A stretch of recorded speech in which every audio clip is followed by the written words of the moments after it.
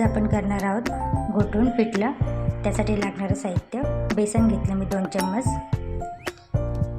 एक मोठा चिरलेला कांदा, 4 हिरव्या मिरच्या बारीक चिरलेल्या, लसूण घेतला बारीक चिरलेला, कोथिंबीर, हळद, जिरे, मोहरी आणि मीठ। फोडणी देण्यासाठी गॅसवर कढई ठेवली।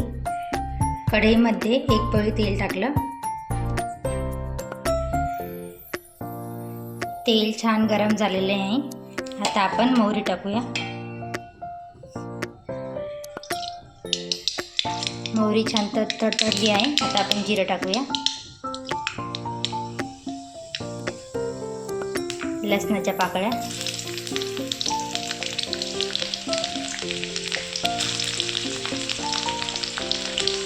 बारीक चिरलेली मिरची,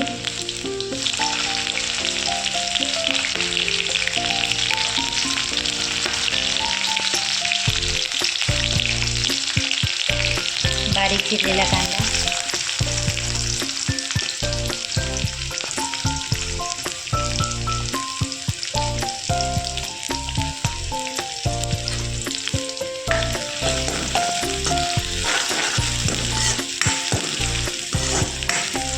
कांदा छान गुलाबी रंग येईपर्यंत परतून घ्यायचा आहे।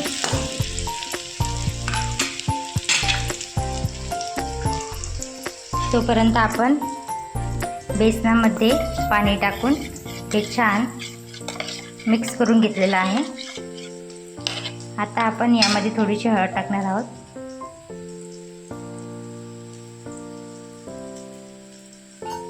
आणि छान मिक्स करून घेऊया।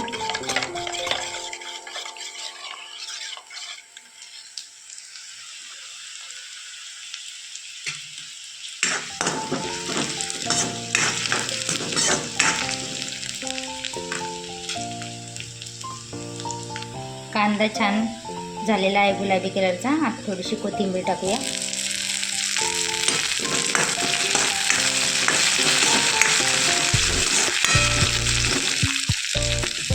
आणि पाणी टाकूया।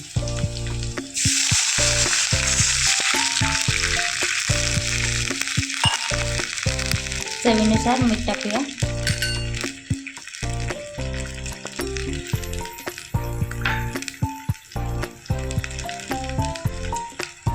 आता पाण्याला चांगली उकळी येऊ देऊ।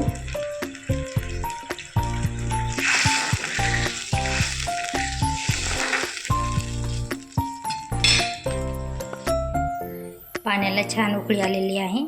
आता आपण जे बेसन पाण्यामध्ये घोटून ठेवलेलं होतं ते आता आपण यामध्ये टाकूया।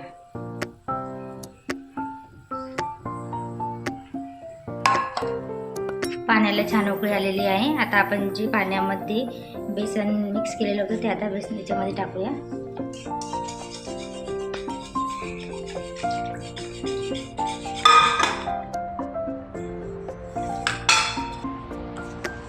कोथिंबीर टाकून आता याच्यावर झाकण ठेवून 5 मिनिटे शिजवून घेऊया। 5 मिनिटे झालेले आहे। तुम्ही बघू शकता पिठलं छान शिजलेलं आहे।